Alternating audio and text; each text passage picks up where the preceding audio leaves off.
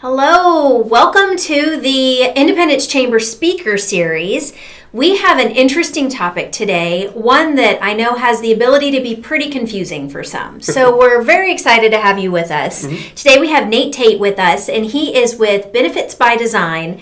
And I'm just going to say you're an expert. I don't know, you haven't told me you're an expert, but I'm just going to say you're an expert on the employee retention credit. I definitely think I know more than most people. You definitely know more than I do. And I think you know a lot more than a lot of the people out there in Zoom and Facebook world. And that's why they're here. Right. They need answers to these questions. So I am going to turn this over to Nate Tate to let us know all about Employee Retention Tax Credit, the ERC. Yeah, thank you, Trina. I do consider myself pretty well versed on this compared to a lot of people, but I wouldn't say that I'm an absolute expert. I do have people who have given me a lot of this education, and I've been boiling it down for that purpose. But I am happy to refer people to them for any specific questions that I can't answer. But anyway, all that said, the Employee Retention Credit, what is it, who qualifies, and how do you get it? So, basically, a portion of the COVID relief funds that was passed in the CARES Act back in 2020 was earmarked to go to businesses to help pay them, recompensate them for the cost of employee wages. Now, I work with health insurance, and if they're paying health benefits for their employees, that gets calculated into that as well, which is how I primarily learned about it. So, for 2020, employers could receive up to $5,000 per employee that they had, and in 2021, the benefit's been significantly increased. They can receive up to $28,000 per employee that they have. So, if you didn't apply for it for 2020, you still can. And so, as I am informing businesses about this, some of them are getting credits for last year as well as for this year, and it's making a big difference. So just kind of giving an example, let's say a business had 10 employees and they qualified for the max benefit. 10 employees times 5,000, they would get $50,000 credit for 2020. And then if they keep those 10 employees for the whole of this year, then they could get $28,000 per employee. And so all that combined, they could get $330,000 to help compensate them for the cost of their employees' wages and their health insurance. Now, it's not a guaranteed $5,000 or $28,000 per employee. It depends on how much you pay them. There are limits, but those are the maximum amounts: $5,000 for last year, $28,000 for this year. But money is money, and it's out there. It's already been allocated. Let's go to the next one. So, businesses that can apply. This is primarily meant for businesses with less than 500 employees.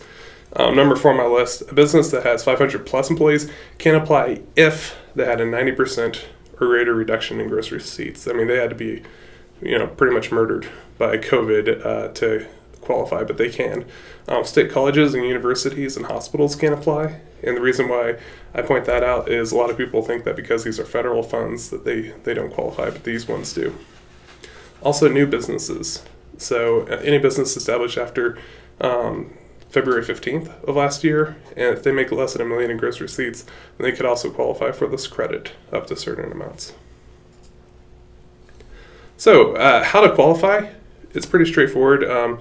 If your business last year saw a 50% or greater decline in gross receipts, then you can apply and get some portion of the credit, possibly the full amount. And in 2021, not only did they increase the amount of money that they might pay per employee, but they also decreased the requirement. As long as you had only a 20% or greater reduction in receipts, then you can get this credit. So in a nutshell, there's money on the table for a lot of businesses out there.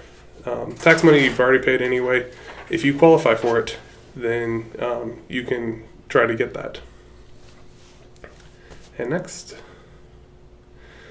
So the credit goes against wages paid and health insurance premiums. So I made an example here. Let's say an employer pays an employee $4,000 per month, and they also pay $1,000 toward the employee's health insurance premium. So they can get a credit of up to 70% of that $5,000 per month. Now, a lot of businesses have applied for and received PPP loans, which were the big talk when the CARES Act was initially passed. And if you paid wages with that, then those wages are not also eligible for the ERC. You can't double dip. But let's say, using that same example I just gave, if half of the employee's wages and health insurance were paid with money from a PPP loan, then the employer could only receive a credit of 70% of the $2,500 per employee. So you can still use it. If the PPP loan ends, then the ERC can pick up if your business qualifies. So how to get it? I work with some great individuals. There's a payroll provider that Benefits by Design works with, and all of their member businesses, they have automatically been applying for them and submitting that paperwork to the government to get those, to get the ERC credit. I also work with some accountants and CPAs, and a lot of them will submit the application for you. You can also do it yourself. Find the application online, download and submit it. I found that it's about 2 pages, 3 pages. And yeah, I'm happy to connect anybody with that payroll provider or the CPA or an IRS enrolled agent. All those people are professionals who know more about this, but I'm able to take it and kind of distill it down to bite-sized chunks. But they're the experts. That's kind of the nutshell version of it. Wow, so we do have a couple questions. Yeah. And if you do have questions out there in Facebook and Zoom land, please let us know. Type those in the comments and we will get those to Nate.